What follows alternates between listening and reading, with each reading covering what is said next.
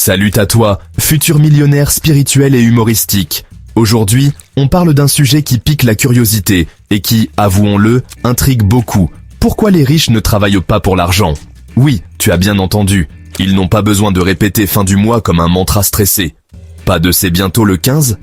Parce que pour eux, chaque jour est une opportunité, pas une échéance.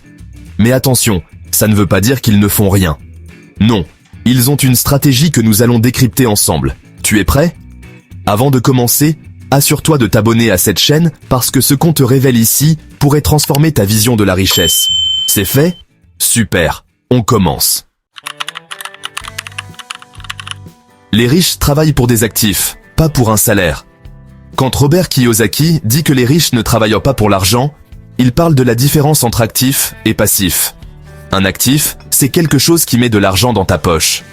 Par exemple, un immeuble locatif qui te paie chaque mois ou une action qui te rapporte des dividendes. Un passif, c'est ce qui enlève de l'argent de ta poche, comme cette voiture flambant neuve qui perd de la valeur dès que tu la conduis, ou une maison achetée à crédit qui te coûte plus qu'elle ne rapporte. Prenons un exemple concret, l'immobilier. Imagine que tu achètes un petit studio que tu mets en location sur Airbnb. Avec une bonne stratégie, tu peux réaliser un revenu passif net de plusieurs centaines d'euros par mois.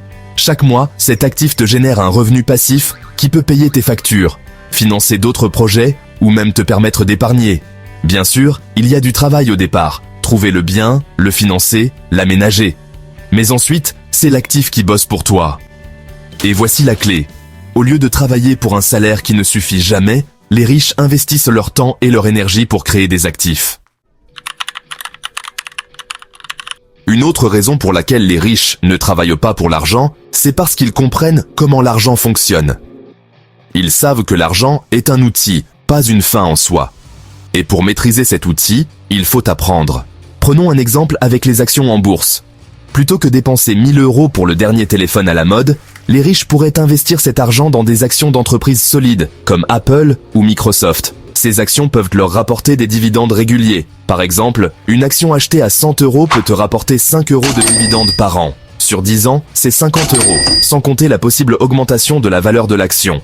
Imagine, à la place d'un objet qui perd de la valeur, tu te crées une source de revenus. Et même si la bourse fluctue, les riches savent que le temps joue en leur faveur. Ah, et si tu trouves ça inspirant, mets un pouce bleu, abonne-toi à notre chaîne et active la cloche de notification. Allez, on continue.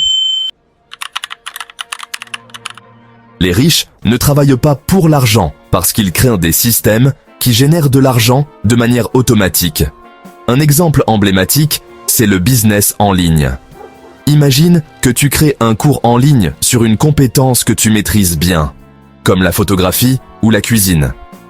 Une fois le cours créé, il peut être vendu à l'infini, même pendant que tu dors.